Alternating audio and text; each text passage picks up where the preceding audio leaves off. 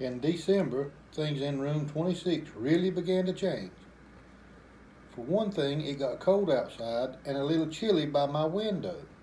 In the early morning, frost pictures would appear on the glass. One picture looked like a big snowflake, another looked like a lion, scary. Still, it was nice and cozy in my sleeping house. More snowflakes appeared, not real ones, but cut out paper snowflakes bordering all the chalkboards. And there were snowmen made of fluffy cotton and pictures of candles and packages and sleighs. The holidays were almost here. Christmas and Chanukah and Kwanzaa. There were songs to be sung and presents to be wrapped and a big 2-week vacation to come. The weekend after Thanksgiving break, I went home with Pay Attention Art. He paid a lot of attention to me, but sometimes, not every night during the week, Miss Brisbane would take me home to see Mr. Brisbane. And he'd put up his obstacle course and we'd laugh and squeak and have a wonderful time. The next weekend I stayed at Gail Morgenstern's house. Friday night was really nice because she convinced her mom to let me watch while she lit the menorah for her family, and the food was yummy. I was glad that Miss Brisbane didn't take me home every night. For one thing, if I ran the obstacle course every night, I'd probably waste away to nothing. For another thing, I wouldn't have been able to see Aldo. Aldo could now balance the broom on his head. Yep, he'd put the tip of the broomstick on top of his head and keep it up there a while. He'd have a bob and weave to keep it balanced, and he made funny faces too. But one night during the week, Aldo pulled his chair up close to my cage and said, "Humphrey, old pal, I've got something to discuss." This sounded serious, so I put my most serious problem-solving face on. "I'm thinking of getting Maria a ring for Christmas. You know, like an engagement ring, with something shiny in it. I know we haven't known each other very long, and we wouldn't have got married right away. On the other hand, I'm no spring chicken, and I'd like to settle down and raise a couple of kids and maybe a couple of hamsters too, you know." "I understand," I squeaked softly. "So what do you think?" Aldo fixed his big brown eyes on me. "Should I ask her to marry me?" I stood up on my hind legs and screeched, "Do it, do it, do it." Then he stood up and shouted, "You're right. I will. I'd be crazy not to." He raced out of the room so fast he forgot his cleaning chart, and when he returned for it, he yelled, "Thanks." Sometimes, most times, it pays to squeak up. The third weekend after Thanksgiving, I spent at Heidi Hopper's house and watched her family put up their Christmas tree. It was the most beautiful thing I'd ever seen, second only to the little tree Heidi put in my cage. It was made of my favorite treat, broccoli. And then it was almost holiday vacation. Suddenly, it seemed as if we didn't have quite as much work to do in class. Everybody was planning the holiday party for the last day of school. One day, Garth, who never used to wait for the bell, stayed after school to ask Miss Brisbane a question. "May I please bring Humphrey home with me over the holidays?" he asked. Miss Brisbane looked as surprised as I was. "Well, Garth, I thought that was a problem." Garth smiled broadly. "My mom is much better now, and Dad says it's okay to bring Humphrey home." Miss Brisbane smiled back. "That is wonderful news, but I think 2 weeks might be a little much. How about the first weekend in January?" Garth nodded, but looked very disappointed. "Tell you what why don't you have your parents bring you by our house to see Humphrey over the holidays? You can watch him run his obstacle course. Garth didn't look disappointed anymore. On the last day of school, everybody was very dressed up. I had on my fur coat as usual. Miss Brisbane wore a red and green striped sweater and a green skirt. She also wore a Santa Claus hat. This was an entirely new Miss Brisbane, the dressing up Miss Brisbane. Class, I have an important announcement. We're having a surprise visitor this morning before our party, so there'll be no vocabulary test today. After the cheers died down, Miss Brisbane went out in the hall and waved. A minute later, you'll never guess who entered the classroom. Mr. Bert Brisbane. He was wearing a Santa Claus hat too. He looked a lot better now. No gray stubble or wrinkled pajamas. On his lap he had a large box. Miss Brisbane introduced him to the class and they all applauded. Then he told them that his surprise was actually for me. First, he pulled out something like my cage, only bigger. This is my gift to Humphrey. This extension attaches to his cage and makes it bigger. Now you're all going to help me build Humphrey his holiday present, his very own playground. The kids squealed and giggled and clapped, and I couldn't hold back a big squeal of my own. I could keep my homey cage with its lock that doesn't lock, but I'd also have my own park to play in. Miss Brisbane gathered my classmates around the big table and explained his plans. Mrs. Brisbane unloaded the pieces. First there was a seesaw, then a tree branch to swing from, a jungle gym, and 2 ladders, one to climb on, and one to walk across like a bridge. My. Saya held me while the other kids worked on my cage. She patted me gently and murmured comforting words.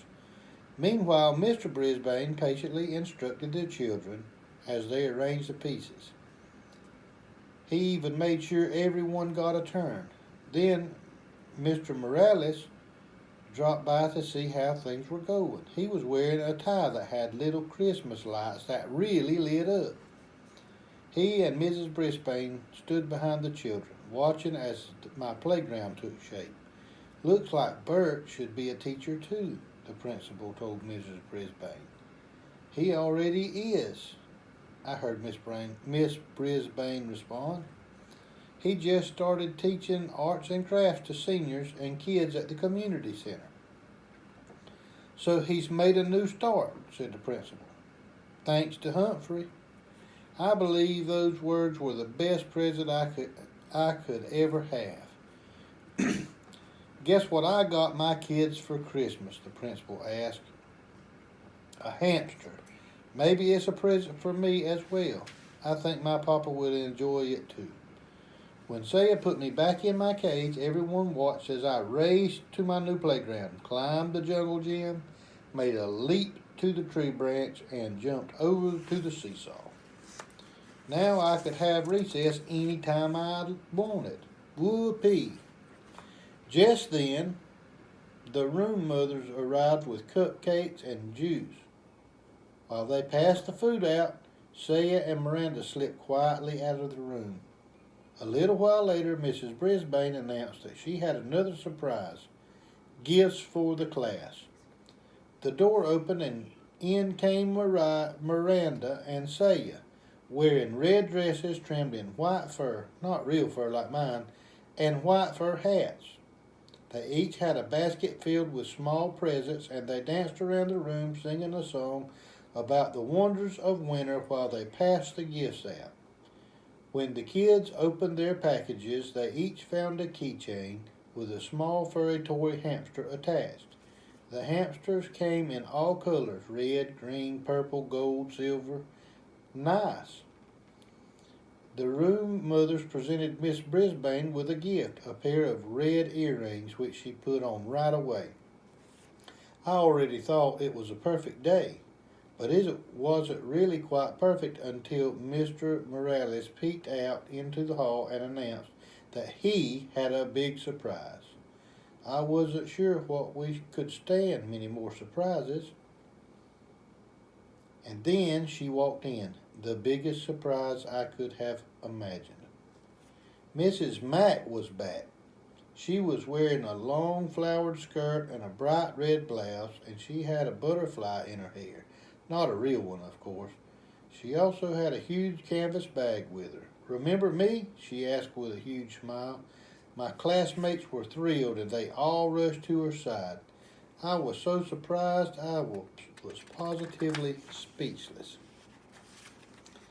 Mrs. Brisbane made everyone sit down again and asked Miss Mack, of course she insisted on calling her Miss McNamara, about her travels.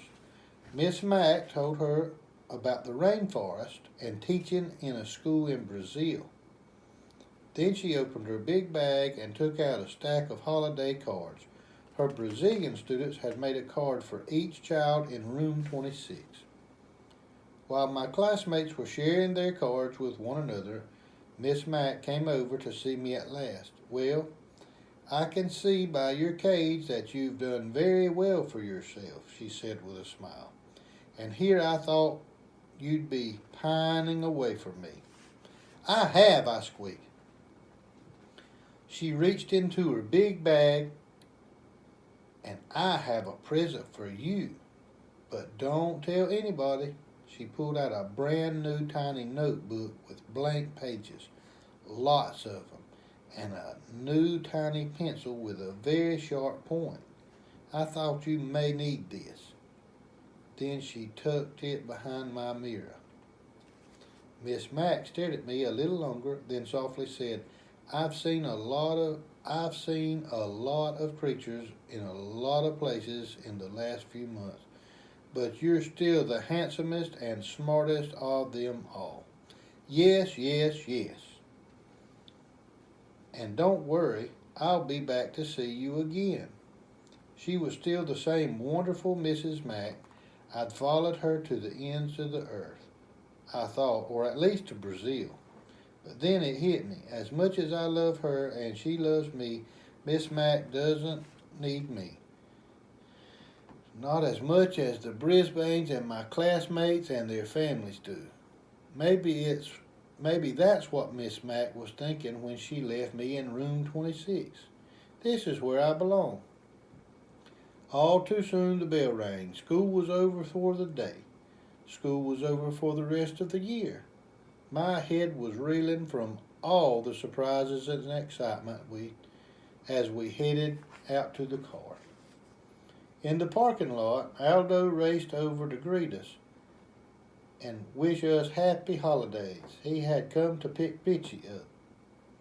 "I hope you have a very happy holiday too," Mrs. Brisbane told Aldo. Aldo grinned until his huge mustache shook like Santa's tummy. "I'm sure I will. You see, I just got engaged. I'm going to get married." "Yahoo!" I squeaked with delight. Aldo leaned toward me. "Thanks, my friend." That night at the Brisbane's house there was one more surprise. The doorbell rang and a very tall and good-looking young man appeared. He was wearing a Santa Claus hat, but he wasn't Santa. He was Jason, the Brisbane son. He'd come all the way from Tokyo to surprise his parents. They were so happy to see him they both cried just a little. I almost cried too. Soon the house was filled with friends and neighbors, and Mrs. Brisbane played piano while everyone sang carols and drank hot cider. I nibbled on raw apple and squeaked along. Later that night, when the house was quiet, I thought all I'd done in the months since I had left Pet-O-Rama. I didn't know anything about the world then, but I've sure learned a lot. I can read and write, and I know all the state capitals. Just ask me one. I learned you should never ever turn your back on a dog. And that it's a good idea to turn off the TV once in a while. I found out kids have problems, and so do teachers and principals. Sometimes all people need a little encouragement. Most of all, I learned that one small hamster really can make a big difference. I decided to write down some of the things I've learned from my adventures, but there was just one more line left in my first notebook. So I thought, and then I scribbled down exactly what I was feeling deep in my hamster heart. Joy, joy, joy to the whole wide world, and that includes you. Huh.